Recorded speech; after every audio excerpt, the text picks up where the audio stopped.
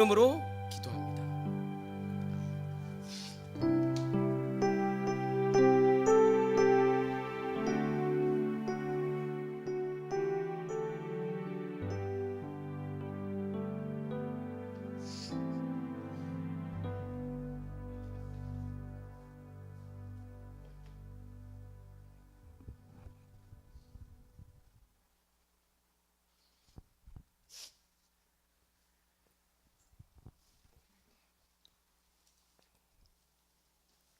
할렐루야. 오늘 말씀 보도록 하겠습니다. 누가복음 23장 26절부터 43절까지의 말씀이고요. 제목 함께 읽어주시겠습니다. 시작. 우연이라 쓰고 필연이라 읽는다.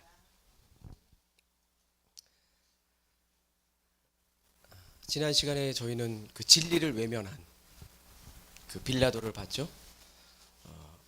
결국 그는 진리를 외면한 채, 그 진리가 눈앞에 와 있는데 그 예수 그리스도를 그 눈앞에 두고도 그는 예수님을 십자가에 못 박으라고 언도합니다.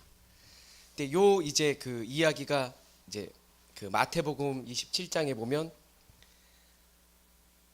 그 대제사장들과 서기관들이 예수 그리스도를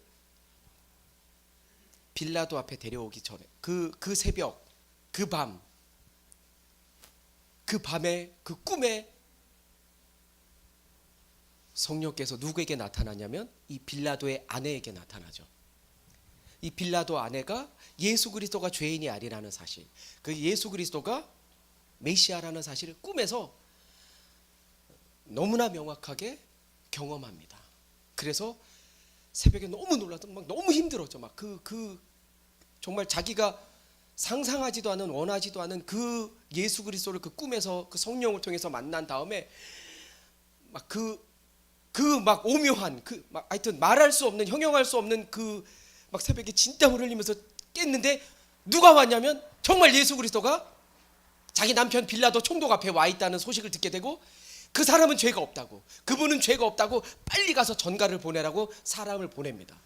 그래서 예수 그리스도가 빌라도 앞에 섰을 때 전갈이 옵니다. 갑자기 저 총독 카카 급하게 그 아내분께서 이런 말을 전하셨습니다. 그리고 뭔데? 그리고 저 듣는데 당신 앞에 있는 그분은 죄인이 아닙니다. 죄가 없으십니다. 풀어주십시오. 당신이 그에게 죄를 짓는 그 죄를 짓지 않게 되기를 원합니다. 그런 말이 이제 들리는 거예요. 그런 전갈이 오는 거죠. 저 사람은 옳습니다. 제가 그 꿈에 저분이 죄인이 아니라는 사실 때문에 제가 아주 힘들었습니다. 애를 먹었습니다. 그런 이제 내용이 마태복음 27장에 있습니다. 참 아내 말을 들었으면 정말 좋았을 걸.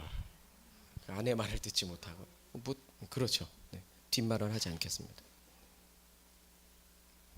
예수를 죽여서는 안 된다는 그 말을 뒤로 하고 결국 빌라도는 그 진리를 외면한 채, 그 면류관의 영광을 외면한 채 예수 그리스도를 죽이게 됩니다. 진리를 외면하지 않게 되길 주의 이름으로 축원합니다. 기독교의 핵심이 뭡니까? 십자가잖아요. 십자가. 기독교의 핵심이 십자가 아닙니까? 십자가 없는 복음, 십자가 없는 예수, 십자가 없는 교회, 십자가 없는 헌신 있을 수 있습니까? 우리에게? 있을 수 없죠.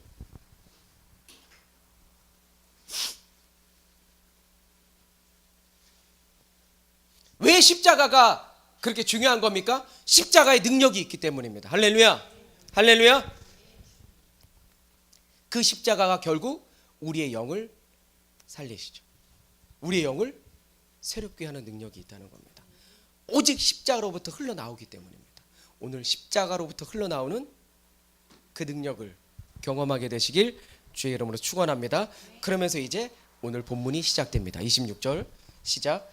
그들이 예수를 끌고 갈 때에 시몬이라는 구레네 사람이 시골에서 오는 것을 붙들어 그에게 십자가를 지워 예수를 따르게 하더라. 할렐루야. 자, 빌라도에게 사형을 이제 언도받은 예수님께서 이제 모진 고난을 이제 겪고 이제 십자가를 지고 골고다 언덕을 올라가셔야 되는데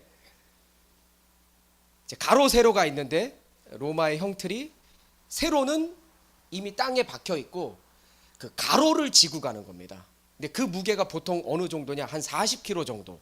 그런데 예수님이 그 40kg의 그 가로 형태의 십자가를 지고 가기에 너무나 버겁죠. 왜냐하면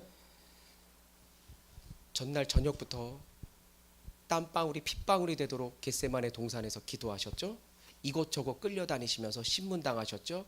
그리고 사심의 가만 한 대 가만 매를 맞으셨죠. 채찍을 맞으시고 완전히 지칠 대로 지치셨고 온몸이 만신창이가 된, 그러니까 체력이 완전히 바닥난 상태. 40kg 들어보셨어요? 남자들만 한 번씩 들어보죠. 군대 가면 그 완전 군장이 이제 40kg 정도 되니까. 곧 들게 될 거야. 시온이가 지금 들고 있거든. 그래서 시온이는 5톤을 들고 있죠 지금. 안 웃을 거면 딴 데 가세요. 5톤 트럭을 몰고 있다 그런 의미. 완전히 체력이 바닥난 그 몸, 그 만신창이로 골고다 언덕을 올라가기는 너무나 아프고, 그 가로 형태의 그 40kg 이상 되는 그 십자가를 들고 올라가다 몇 번이고 쓰러지는. 그래서 일어나라고 로마 병사들이 채찍을 때리는데도 이제 그들이 봤을 때도 이게 힘들다고 보는 거죠. 그래서 로마 병사들이 당시에 바로 지목합니다. 누구를 부릅니까? 너 나와. 그게 누굽니까? 그들이 예수를 끌고 갈 때 지쳐서 이제 그걸 들 수 없을 때 시몬이라는 구레네 사람이 등장합니다. 여기서 그 구레네 사람이 어디에서부터 왔다는 거예요? 시골 이렇게 얘기하는데 이제 이게 영어 성경에는 이제 컨트리 사이드 이래서 나라가 되잖아요. 이게 우리 영어 짧을 때 외국인들 보면 you country 이렇게 물어보잖아요. Where are you from 안 물어보고 you country 이러면 걔네들이 딱 알아듣거든요. 어디 나라에서 왔어?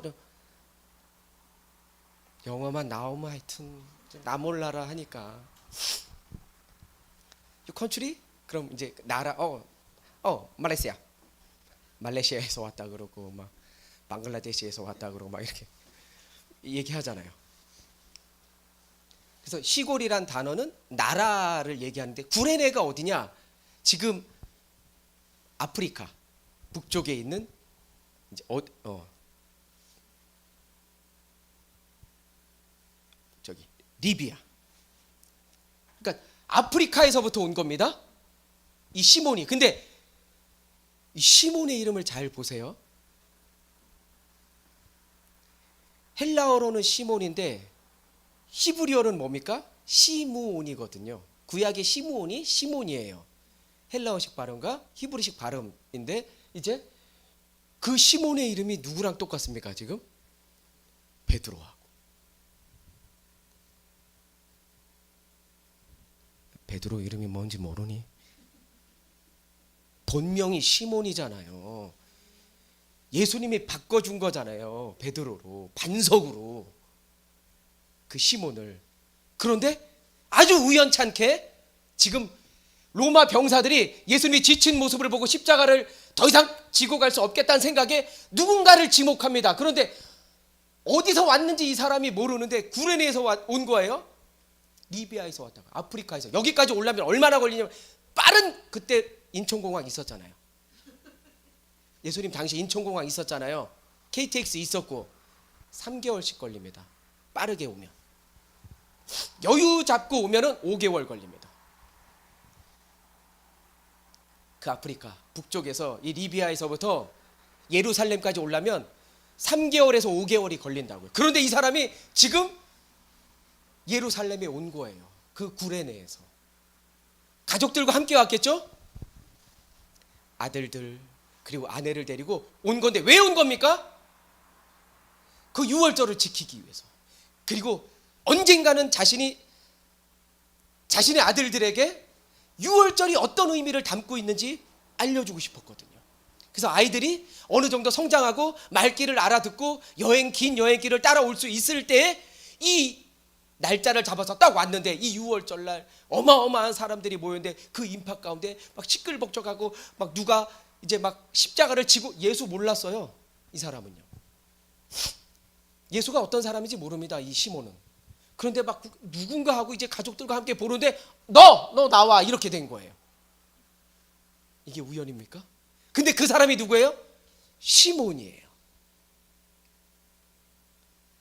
누구랑 오버랩됩니까 지금? 베드로하고. 이거 지면 지금 누가 졌어야 돼요? 베드로가. 왜?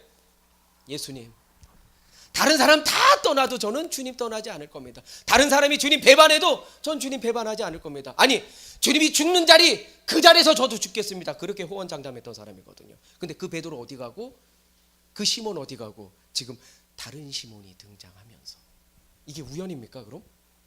우연이라 쓰고 필연이라고 읽는, 지금은 알지 못하나 이후에는 알리라. 그런 마음으로. 자, 그 시몬이 구레네에서, 시골에서, 그 먼 곳에서, 리비아에서 와서 붙들어 그에게 십자가를 지워 예수를 따르게 하더라.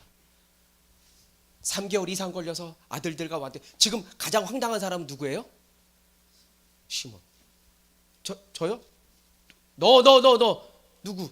너 뒤돌아보는 너. 저요? 그리고 갑자기 그 예수 옆에 있는 그 나무 십자가를 들고 가는 겁니다. 그런데 더 황당한 사람이 또 누구죠? 아들들이 있었거든요. 뭐야, 우리 아빠 왜 갑자기 십자가죠? 지어낸 얘기 아닙니다. 여러분들 갑자기 이렇게 나가니까 무슨 상상 속의 얘기를 제가 하고, 제가 다 알려드리겠습니다.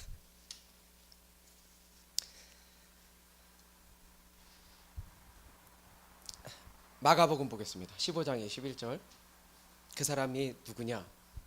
시작. 마침 알렉산더와 루포의 아버지인 구레네 사람 시몬이 시골로부터 와서 지나가는데 그들이 그를 억지로 같이 가게 하여 예수의 십자가를 지우고.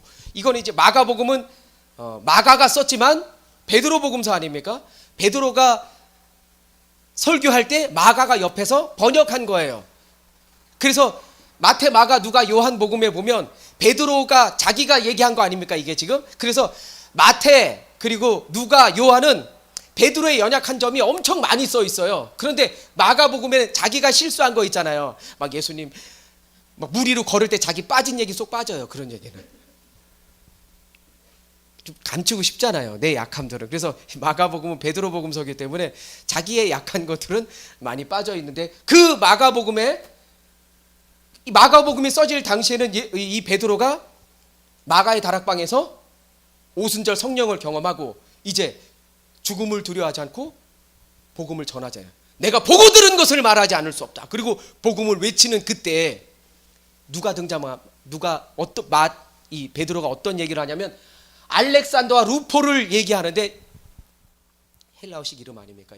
얘네들이 이름이. 아버지는 구레네 사람 시몬. 이렇게 이해하면 쉽습니다. 이민 1세대, 우리나라 이민 1세대가 LA 가잖아요. 그럼 LA 가면 한인타운 있잖아요. 여러분, 설교가 길어질 것 같은 생각이 갑자기 그 불안함이 엄습합니다. 구레네도 마찬가지입니다. 북아프리카 리비아 도시 가운데 유대인들, 디아스포라라고 하잖아요. 디아스포라가 무슨 뜻이냐면 흩어진 유대인이에요. 세계 열방 가운데 흩어진 유대인들을 디아스포라라 그러는데, 그 인들이 6월절이 되면 본국으로 온다고요. 왜냐하면 1세대들은 다 본국이 있어요. 나라가 있다고요. LA 한인타운에 가면, 제가 이민 1세대면 신효섭 이름이 있잖아요. 제 이름이 신효섭이에요. 미스터 신 이렇게 불러요, 절. 그런데 제가 거기서 아이를 낳으면 우리 신민이는 신민이로 안 짓고 데이빗 이렇게 짓는다고요. 이름 자체가 영어야. 그냥 존, 요한이거든요. 이름을 영어 이름으로 애들이 다, 그리고 한국말 몰라요 엄마 막 이러잖아요. 여러분 그래서 아버지 이름은 헬라식인데 자식들의 이름은 히브리인데 자식들의 알렉산더와 루포, 얘네들 이름은 다 헬라식이에요. 그러면서 이 사람들이 누구냐는 걸 성경이 얘기해 주고 있는, 알렉산더와 루포가 당시에 굉장한 영적 리더십을 가진 사람들이었다. 그리고 베드로도 이들을 너무나도 잘 알았고, 이들이 어떤 영향력을 가졌는지, 믿음의 사람이고 복음을 전하는 사람들이라는 것, 그 아버지를 이 베드로가 이야기하는 거야. 그러면서 어떤 생각이 들었을까? 베드로는 사실 이거 내가 줬어야 되거든. 그런데 나랑 이름 똑같은 그 시몬이라는 내 옛 이름을 가진 그 사람이 줬어. 이제 그런 얘기가 숨어 있지 않겠어요, 여러분?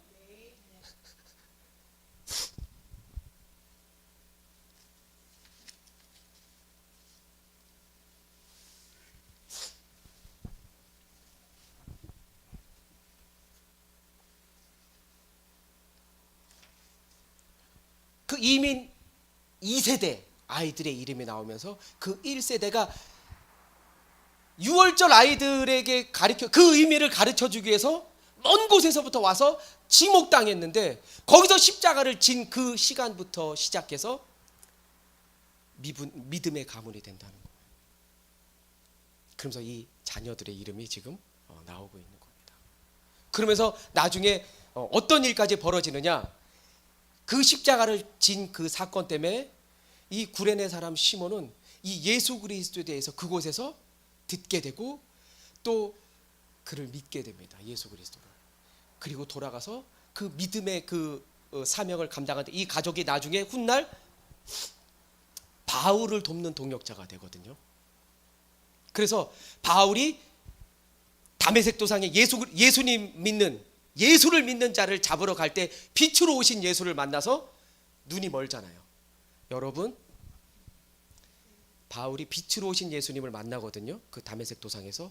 그리고 그가 아라비아 사막에 들어가서 3년 동안 깊이 회개하면서 묵상하고 예수님을 만나고 사역을 시작하려고 하는데, 그 첫 사역지가 어디입니까? 안디옥이거든요. 그런데 그 첫 사역지가 안디옥하고 그 바울에게 떨어진 게 아니라 사역지가 열리질 않는 거예요. 복음을 전하고 싶고 예수 그리스도를 이제 전할 때가 돼서 전해야 되는데 사역의 길이 열리질 않아요. 이 바울에게. 왜 안 열리는 겁니까? 사람들이 믿질 않는 거예요. 누구를? 바울을. 바울이 어떤 사람이니까, 예수 믿는 사람 그 전에 다 잡아다가 죽인 자인데 그가 회심했고 거듭나고 예수를 믿는다고 지금 전하고 싶다고 하는데 그 믿을 수 있겠어요? 저건 아무래도 꼼수가 있다. 저건 신천지야 분명히. 저건 왔다가 교회 다 깨먹을 놈이야. 한 곳에 싸그리 모여 있을 때 그때 우리 다 잡아 죽이려고 지금 꼼수 쓰는 거야. 작전 짠 거야 지금. 이렇게 믿질 않으니까 사역의 길이 안 열리는 거죠. 누가에게? 바울에게. 지금 그때 누가 찾아가냐면 안디옥에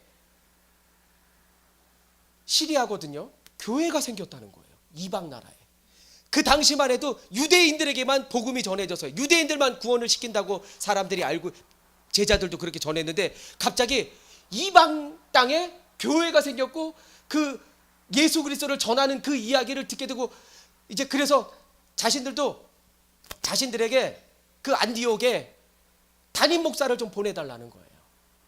이 예루살렘에 연락이 온 겁니다. 그래서 예루살렘에서 누구를 그런 목사로 추천해가지고 청빙해가지고 그 안디옥으로 보낼 거냐? 그때 누가 뽑히는 겁니까?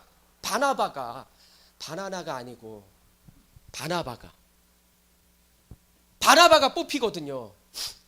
바나바가 뽑혀가지고 안디옥으로 가려고 할 때 누구 얘기를 들은 겁니까? 바울 얘기를 듣고 바울을 찾아가요. 바울을 찾아가서 그에게 손을 내밉니다. 나와 함께 가자고. 저 안디옥 이방 땅에 교회가 지금 생겼는데 우리 그곳에 가서 그 이방 땅에 가가지고 복음을 전하자고 손을 내밀어요. 바나바가. 그래서 바나바하고 통역자가 되는 거 아닙니까? 바울이. 그래서 사역의 길이 열린 거예요. 그래서 나중에 싸워서 이제 두 번 다시 안 보죠.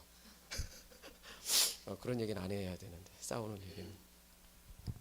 그래서 바울이 나중에 어떤 얘기를 하냐면, 그 구레네 사람, 그 시몬을 가리켜서 이렇게 얘기합니다. 그 가족을 얘기해서 로마서 16장 13절에 시작. 주 안에서 택하심을 입은 루포와 그의 어머니에게 문안하라. 그의 어머니는 곧 내 어머니니라. 바울이 얘기한 거거든요.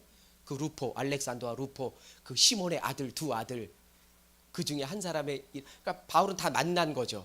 그리고 루포랑 특별히 더 이제 그 동역의 그 사역의 길을 얘기하고 조언하고 기도하고 그러면서 이제 했고, 그의 어머니는요, 그 어머니에게 문안하라는 거예요. 왜? 그 어머니는 내 어머니다. 이렇게 말할 정도로 바울이 바나바와 같이 안디옥에 갔는데, 안디옥에 가서도 마찬가지입니다. 그 이방 사람들이 모여 있는 그곳에 교회가 그래서 오남리에도 안디옥 교회가 있거든요, 여러분. 아세요? 그 안디옥 교회가 이방 땅이 첫 번째 생긴 그 교회에서 안디옥, 그러면 그런 의미를 담고 있구나. 그 정도는 알고 안디옥 해야죠. 어쨌든 안디옥 교회 갔는데 사람들이 바울을 좋아할 리가 없어요. 색안경을 끼고 보는 거죠. 바나바는 이제 청빙돼서 담임 목사로 왔으니까 하는데, 바울은 저걸 언제 신천지로 변할지 모르겠는 거야, 사람들이 볼 때. 그때 누가 손을 내밉니까? 이 시몬 가족이, 특별히 그의 아내가 그 바울을 사랑으로 안아줍니다. 잘 왔다고, 당신에 대해서도 얘기를 많이 들었다고, 얼마나 고생이 많았냐고. 그리고 그의 회심하고 거듭난 얘기를 듣고, 또 그 아라비아 사막에서 3년 동안 그 예수님을 찐하게 만난 그런 얘기를 들으면서 전폭적으로 지원하는 거죠. 이분은 거듭났습니다. 이분 얘기를 들어야 됩니다. 이러면서 이제 바울을 세워주고 이제 함께 동역자로 인정해주면 얼마나 그게 고마운지 나중에 바울이 이렇게 편지를 쓰는 거예요. 그의 어머니는 정말 나에게 영적인 멘토와도 같고 내 어머니랑 같다, 이런 말을 쓰는 겁니다. 여기서 끝나는 게 아니라 사도행전에도 나오죠. 시작. 그 중에 구브로가 누구냐면, 이거 사이먼 도미니, 혹시 아세요? 그 노래 있잖아요. 영어로는 쓰질 않거든요. 근데 이 구브로라는 말이 검다라는 뜻이에요. 라틴어거든요. 그러니까 지금 외국에서 그러니까 미국에서 흑인 껌둥이 이러면 그건 인종차별로 죽습니다. 근데 그 당시에 이렇게 쓴 거예요. 구브로, 검은 아프리카에 있었으니까 그 구레네 몇 사람이 안디옥에 이르러 헬라인에게도 말하여 주 예수를 전파하니. 이 시몬이요, 그 십자가 가지고 예수 그리스도를 믿고 가서 구브로와 구레네, 구브로 섬이죠, 다 구레네, 안디옥에 이르러 헬라인에게 말하여 주 예수를, 그때부터 예수 그리스도를 전파하기 시작하는 거예요, 그 가족이. 그래서 그 가족이 이 사도행전에 나오면서 13장에 또 나오거든요. 사도행전 13장에 안디옥 교회 선지자들과 교사들이 있으니 곧 누가 나옵니까? 이제 청빙받았던 바나바와 니게르가 검다라는 겁니다. 니게르라 하는 시므온과 구레네 사람 루기오와 분봉왕 헤롯의 5명이 쭉 등장하는데, 이런 사람들이 지금 그 이방 땅에서 예수 그리스도를 전하는 거예요. 그리고 교회를 세워서 그 교회에 바나바가 간 겁니다. 바울과 함께. 그 사람이 지금 오늘 먼 여행길에 와서 지목 땅에서 그 십자가를 진 거예요. 그 얘기가 지금 한 절에 나와 있는데 너무 중요한 얘기 때문에 안 할 수가 없었습니다. 그러니까 십자가는요, 이 사람이 예수 그리스도 알고 진 겁니까? 지금 다 이해하고 납득돼서 진 겁니까? 아니요. 때론 십자가를 질 때 이런 경우가 있다는 거예요. 내가 다 이해하지 못해도, 내가 다 납득이 되고 다 설명이 안 돼도 져야 될 때가 있는데, 그래도 그 십자가를 지면 영광입니다. 근데 보통 이걸 이해가 안 되고 납득이 안 되면 지질 않습니다. 물론 우리가 신앙생활 가운데 자원하는 마음으로 십자가를 지는 게 가장 좋죠. 그런데 그렇지 않더라도 교회에서 때론 이렇게 시킬 때가 있거든요. 뭐 했으면 좋겠어요. 누구 이렇게 권면하고 부탁하고. 근데 짜증나, 맨날 안 시켜 진짜. 사람이 나밖에 없어? 너밖에 없으니까 시키는 거야. 그래서 그 십자가를 그냥 팽개칩니다. 지지 않아요. 그 사람과 내가 도저히 받아들일 수 없는데도 억지로라도 그 십자가를 지면 결국 그 십자가는 나에게 영광이 됩니다. 왜냐하면 그 십자가에 능력이 있기 때문에. 억지로라도 지면 은혜가 부어져요. 이게 십자가의 비밀입니다. 할렐루야. 그래서 오늘 이 구레네 시몬을 얘기하지 않을 수가 없었습니다. 정말 우연히 십자가를 접했는데 이 사람에겐 우연이잖아요. 가족들도 우연 아닙니까? 이건 완전히. 그래서 우연이라 쓰고 필연이라고 읽는데, 읽는 것만 필연이지 그 우연 가운데 누가 일하신 겁니까? 하나님이. 그 우연 가운데 하나님의 섭리하심이 있었다는 거예요. 우리는 우연같죠. 살면서 여러분들이 살면서 우연이라고 겪게 되는 그것 가운데 하나님의 필연과 섭리가 있다는 사실을 기억하시길 바랍니다. 그 섭리 가운데 하나님이 계획하신다고요. 그 섭리 가운데 하나님이 인도하시고 그 섭리 가운데 하나님이 이끌고 계신다는 거예요. 그래서 여전히 우리 삶에 주님께서 일하시고 섭리하고 계신다는 사실을 기억하게 되시길 주의 이름으로 축원합니다. 그럴 때 섭리 가운데 누구를 만나는 겁니까? 바나바를, 그리고 알렉산더와 루포 같은 시몬과 그리고 그의 아내 같은 사람을 만나게 될 줄로 믿습니다. 27절 읽겠습니다. 또 백성과 및 그를 위하여 가슴을 치며 슬피 우는 여자의 큰 무리가 따라오는지라. 이제 예수님은 십자가를 질 수 없었고 완전히 만신창이가 되고 망가진 그 몸으로 겨우 골고다 언덕길을 몇 번씩 쓰러지면서 올라가셨고, 그 예수님의 십자가를 대신 시몬이라는 사람이 지고 이제 올라간 겁니다. 그리고 이제 예수를 십자가에 달린 거죠.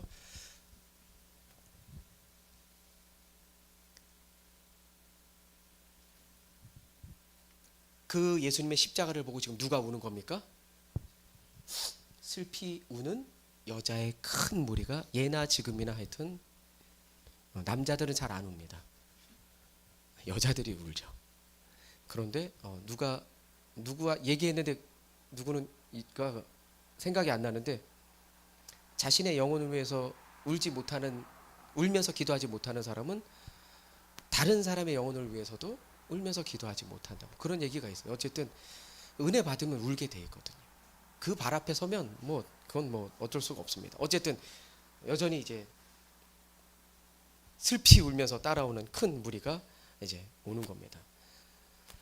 결국 예수님을 어떤 사람들이 끝까지 따라가는 겁니까? 지금 진짜 예수님을 사랑했던 사람들, 진짜 예수님에게 은혜를 경험하고 입었던 사람들, 정말 예수님을 사랑하는 사람들 아니겠습니까? 그래서 여러분들이 주님의 사랑을 받았다면 예수님을 끝까지 따르는 자 되시길 주의 이름으로 축원합니다. 28절 29절. 예수께서 돌이켜 그들을 향하여 이르시되 예루살렘의 딸들아 나를 위하여 울지 말고 너희와 너희 자녀를 위하여 울라. 슬피 울면서 예수님의 그 죽으심, 그 십자가에 그 고난당하시는 그 슬픔 가운데 우는 그 여인들에게 예수님이 마지막까지 그들에게 말씀하시는 게 뭡니까?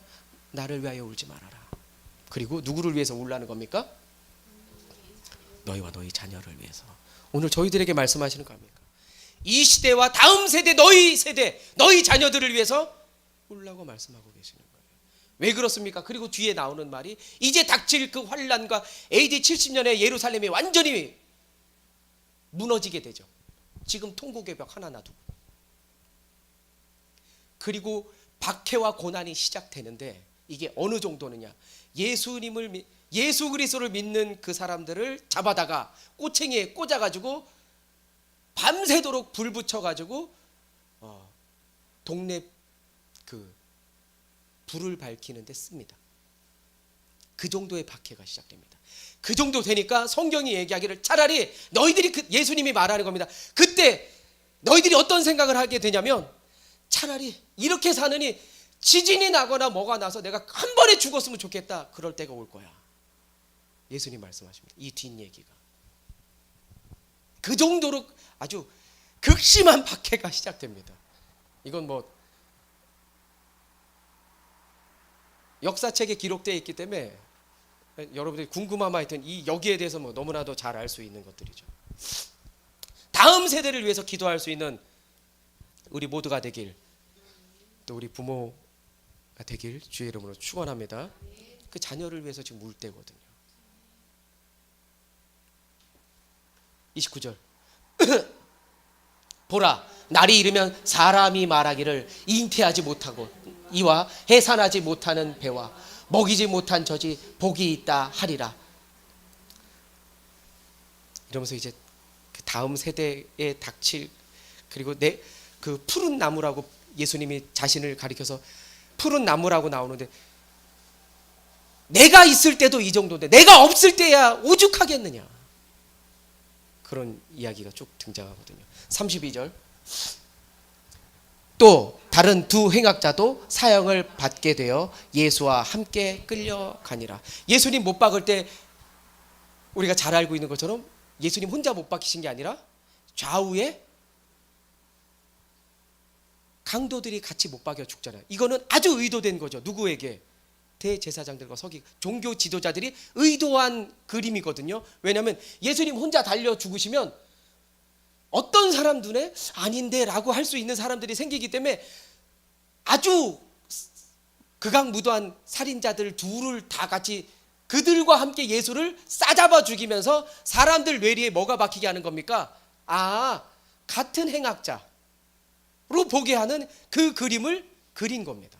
그래서 예수님이 죽으실 때 그 강도의 이제 둘이 이제 우편과 좌편에 이제 죽게 되는 거죠. 33절 해골이라 하는 곳에 이르러 거기서 예수를 십자가에 못 박고 두 행악자도 그렇게 하니 하나는 우편에 하나는 좌편에 있더라.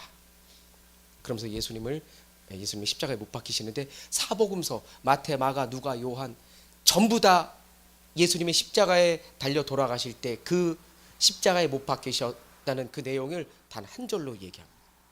그 어떤 수식어도 쓰지 않는다는 거예요. 그 어떤 형용사도 부사도 걷다 붙이지 않습니다.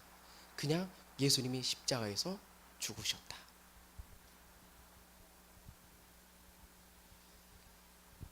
다른 말이 필요 없는 거죠.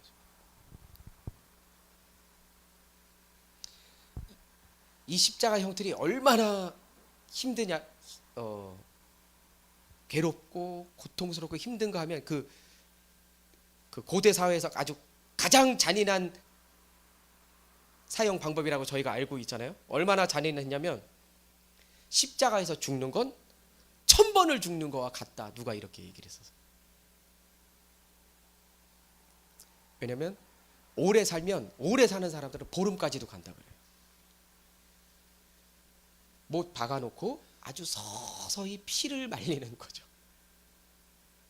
사람이 기진하고 막 그러면 낮에 그 중동에 아주 내리쬐는 그 태양볕 아래 막 40도가 넘는 그 들끓는 그곳에서 막 피와 물이 그냥 마를 때 이제 다 죽어갈 때쯤 까마귀들이 머리에 앉아가지고 이제 눈을 쪼개 시작하는 거죠. 온 얼굴들을 그래도 안 죽어요 사람이.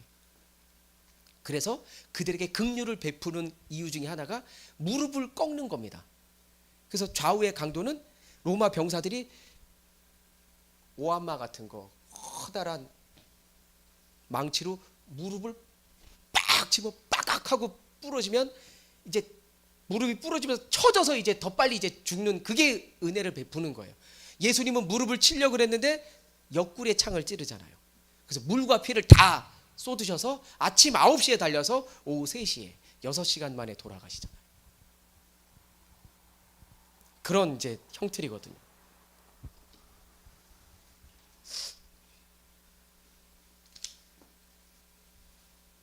그래서 예수님의 이 고난을 생각하면서 어릴 때부터 어떤 게 생기냐면 힘들 때 그런 생각들 하시잖아요. 고통스럽고 힘든 날이 찾아올 때 예수님은 더 힘드셨겠지 이런 생각하게 되는 거거든요. 그래서 저희는 그 건강검진 받으러 갈 때 위 내시경 할 때 수면 내시경 안 합니다. 5만 원 아끼려고 하는 게 아니라 전 솔직히 그 마음을 한 번도 안 가진 적이 없거든요. 내시경 할 땐 주님은 더 힘드셨어 이런 마음을 갖고 막 찔러릴 때 십자가는 더 힘들다 이건 아무것도 아니야. 그러니까 누가 그러더라고요. 변태라고. 그 정도 되면 그거는 변태 아니냐고. 막 그런 마음을 갖는 거죠. 십자가 더 힘들어 막 이러면서 이제 짜증나세요? 차라리 5만 원 그냥 주고 푹 자고 일어나는 게 낫겠죠.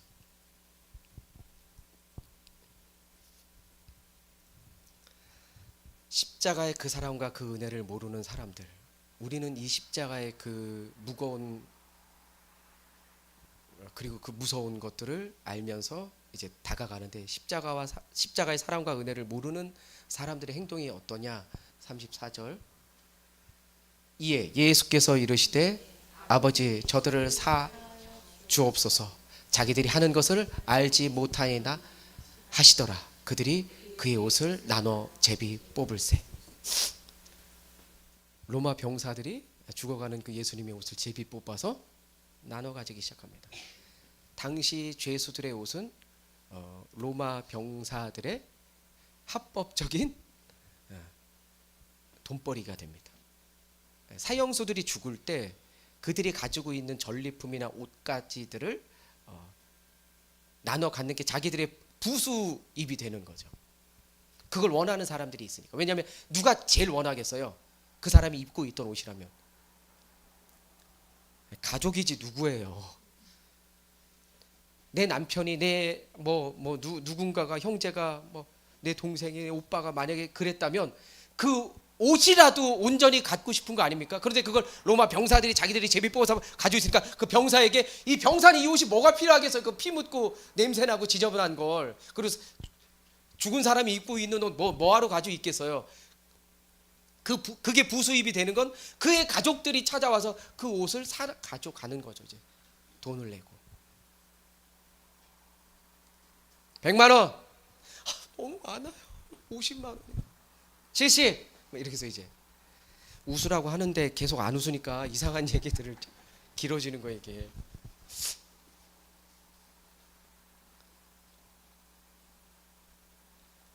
본인들의 죄 때문에 예수님이 지금 죽으시는데 알질 못하는 거죠. 정말 아무런 감정 없이 이런 걸 하고 있는 겁니다. 근데 이 모습 가운데 누구의 모습이 있는 겁니까? 이 로마 병사들의 우리의 옛 모습 아닙니까? 우리도 이랬거든요. 옛사람일 때 로마 병사처럼 그리고 구경하는 군중들처럼 십자가의 사랑을 그 은혜를 모를 때 이렇게 했다고요. 무덤덤하게. 그리고 지금도 예수님 모르는 사람들은 여전히 예수님을 이렇게 대하고 있는 거죠.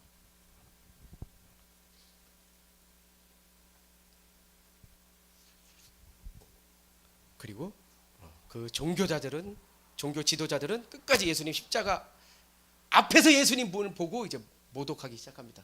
35절. 백성은 서서 구경하는데 관리들은 비웃어 이르되 저가 남을 구원하였으니 만일 하나님이 택하신 자 그리스도이면 자신도 구원할 자다. 끝까지 모독하는 거죠, 예수님을.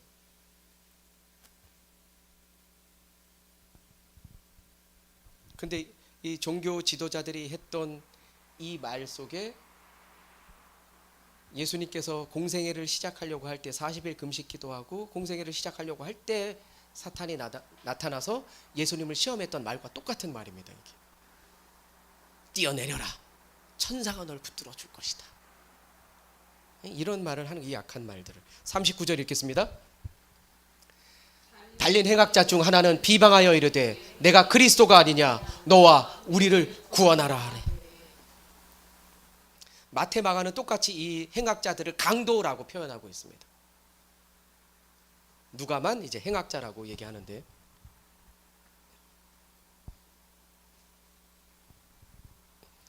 종교 지도자들이 지금 다 꾸며낸 거죠. 지금 이 행악자들, 강도들과 함께 예수를 죽임으로 사람들의 뇌 가운데, 뇌리에 그냥 다 같은 강도들이, 행악자들이 죽은 걸로 그렇게 치부하려고. 근데 이걸 잘 보면 예수님의 공생애 가운데, 예수님이 사역하시면서 그 3년 반 동안 누구를 가장 가까이 하셨냐면 소외된 자들, 가장 연약한 자들, 가난한 자들, 고아와 과부들을 가까이 하셨거든. 그런데 십자가에서도 누구를 가까이 하는 겁니까 지금? 강도들을.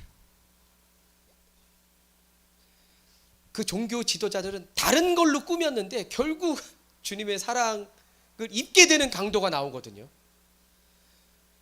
처음에는 이제 다른 복음서에서는 좌우편 강도가 다 예수님을 같이 비방하다가 우편의 강도에게 성령이 임합니다.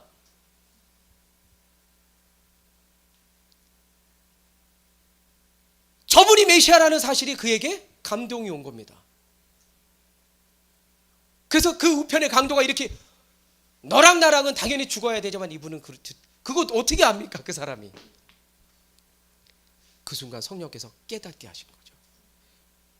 그래서 놀라운 말을 하거든요 이거. 그래서 결국 역사에서 가장 정말 행운아가 되는 거거든요. 죽기 직전에 예수 그리스도의 이름 부르고 믿어서 구원을 얻는, 나도 그렇게 믿어야지, 그런 얄팍한. 어떻게 죽냐면요, 그거 나도 그렇게, 나 죽기 전에 그래야지, 그 말 하기 전에 죽어요. 그래서 문제인 거야. 안 속습니다 하나님이. 그러니까 제발 그런 머리 뭐 이상하게 굴린다고 굴려봤자 안 통하니까 하여튼 제발 그러지 않게 되기를. 십자가의 강도들과 같이 있으시면서도 부끄러워하지 않으셨던 그 예수님을 보게 되는 겁니다. 이게 십자가입니다. 이게 십자가예요. 40절 41절. 하나는 그 사람을 꾸짖어 이르되 내가 동일한 정죄를 받고서도 하나님을 두려워하지 아니하느냐.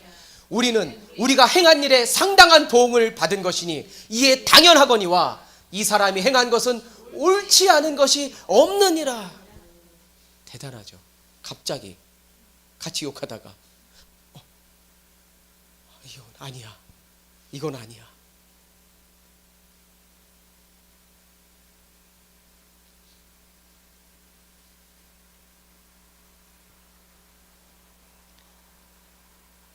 이 한 절만 묵상해봐도 이게 얼마나 우리에게 큰 위로가 되는 줄 모릅니다.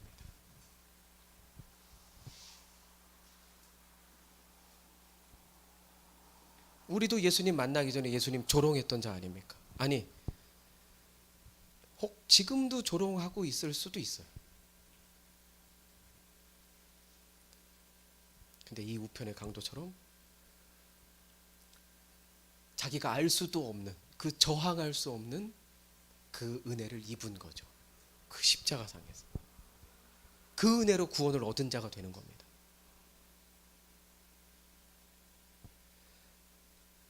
마지막 42, 43절 읽겠습니다. 시작. 이르되 예수여 당신의 나라에 임하실 때에 나를 기억. 맨 끝에 이 고백을 해요 강도가. 43절. 예수께서 이르시되 내가 진실로 내게 이르노니 오늘 내가 나와 함께 낙원에 있으리라 하시니라.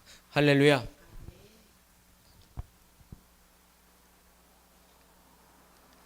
강도를 통해서 저희가 깊이 좀 묵상했으면 좋겠고, 말씀을 마치면서요, 내가 무언가를 하고 있고 내가 어딘가를 가는 게 중요한 게 아닙니다. 특별히 우리 이제 또 수능을 보고 또 다음 이제 대학이라는 길을 가게 되는 우리 선민이하고 예담이가 있는데, 내가 계획 짜지 말라는 게 아니에요. 그 계획 가운데 하나님이 섭리하신 겁니다. 내가 계획하지 않은 곳에서도 하나님이 섭리하시지만 내가 이 길을 가야지, 내가 가는 길이 중요한 게 아니라 내가 누구와 함께 하느냐가 가장 중요합니다. 우리 모두도 마찬가지입니다. 내가 어떤 삶을 살아야지가 중요한 게 아니라 내가 누구와 함께 동행하느냐가 가장 중요합니다. 마지막까지 자기 혼자 자기 유익을 위해서, 만족을 위해서 살았던 그 강도가 마지막에 주님과 동행하기를 원할 때, 그럼 구원을 받는 그 은혜를 경험하게 되거든. 이 우편의 강도는 그 십자가상에서 자신이 죄인임을 고백합니다. 오늘 우리에게 이 고백이 있게 되길 주의 이름으로 축원합니다. 그리고 당신의 나라에 임할 때 저를 기억해 주십시오. 그러니까 회개가 어려운 겁니까? 대단하게 어려운 걸 공식을 풀고 막 암기하고 막 율법 전설을 외워야 구원받는 겁니까? 강도가 한 거죠. 저는 죄인입니다. 주님 저를 구원해 주시옵소서. 저를 기억해 주시옵소서.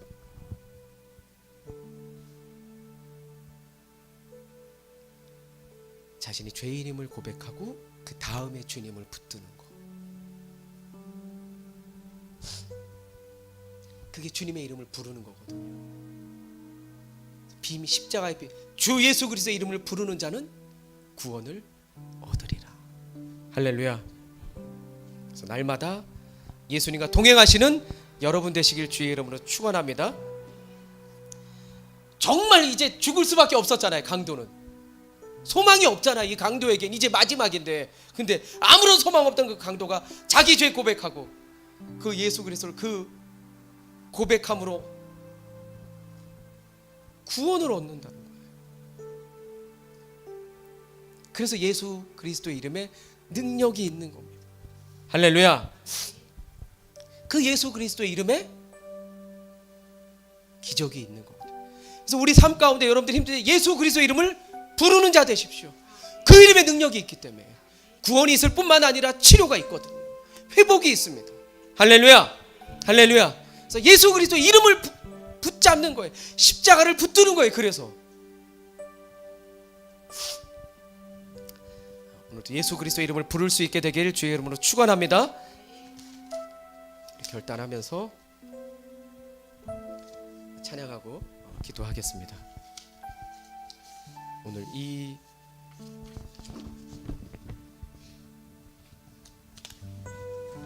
찬송가의 그 질문에 좀 깊이 대답할 수 있었으면 좋겠습니다.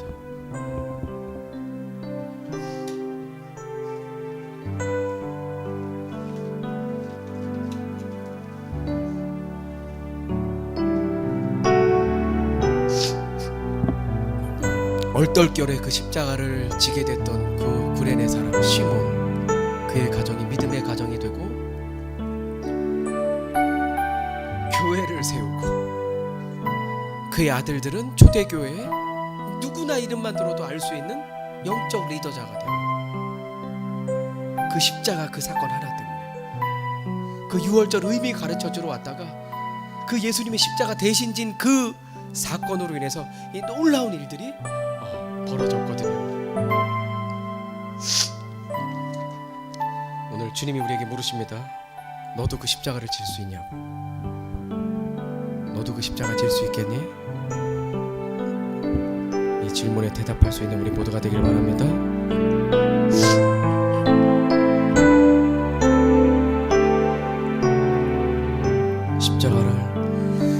십자가를 질 수 있나? 주가 물어보실 때, 주가 물어보실 때 우리 함께 고백합니다. 죽기까지 따르오리. 저들 대답하였다. 우리의 심령, 우리의 심령 주의 것이라. 것이니 당신의 형상 만드소서.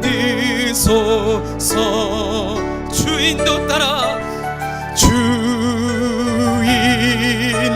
따라 살아갈 동안 사랑과 충성 늘 바치오리나. 너는 기억하고 있나? 너는 기억하고 구원받은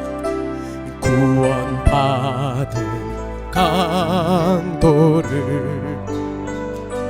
저가 회개하였을 때 낙원 허락 받았다. 우리 심령 우리의 심령 주의 것이니 당신의 형상 만드소서. 주인도 따라 주인도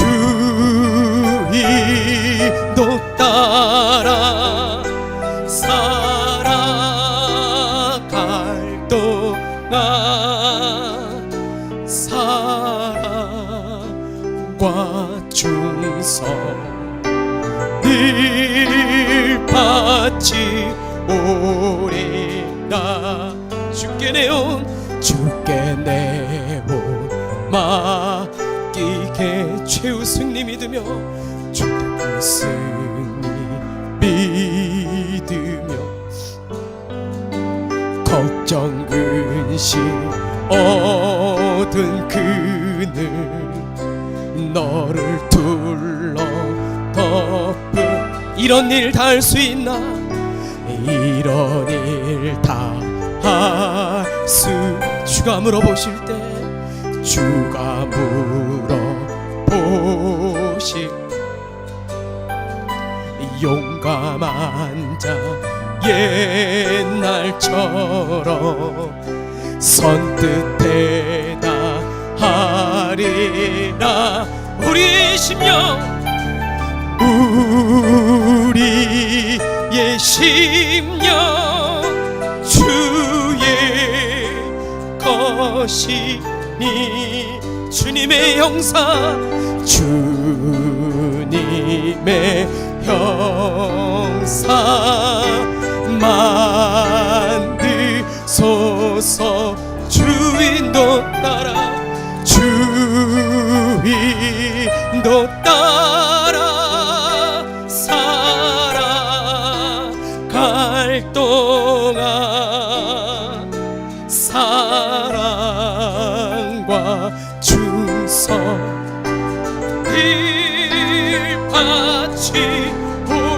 이 말씀을 기억하면서 함께 기도하며 나가겠습니다.